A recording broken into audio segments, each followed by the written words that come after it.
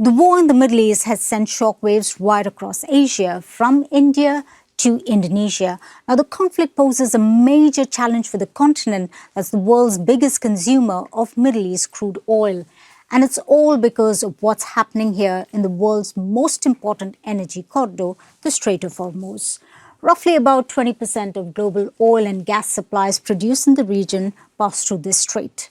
Now, Iran has effectively shut it since the start of the war, blocking shipments, most of which are meant for Asia.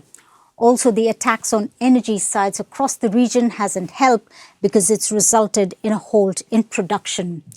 Now, India, Pakistan and Bangladesh rely heavily on the Gulf for their energy needs. Now, India has invoked emergency measures and it's also relying on unsanctioned Russian supplies after President Trump allowed it. Now, the oil and gas reserves in Pakistan and Bangladesh are low, and this is the impact. People scrambling to get fuel and several shops already shut. Now, China is faring better because it's already stockpiled crude before the war began. It's one of the biggest buyers of Iranian oil despite Western sanctions. And Iran has reportedly allowed Chinese vessels to pass through the Strait of Hormuz on the other side to bring in supplies. And Beijing also has another reliable partner, and that's Russia, for its supplies over pipelines over land. Now we have Japan, South Korea and Taiwan that have introduced energy voucher programs to protect consumers from rising prices.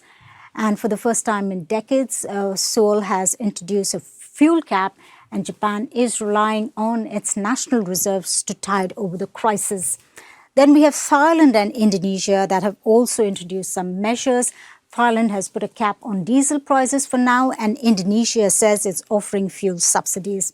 Finally, we have Vietnam and the Philippines that are struggling. Vietnam doesn't have much of oil reserves. It lasts about 20 days. And we have the Philippine president who's declared an energy emergency that allows authorities to prioritize fuel distribution.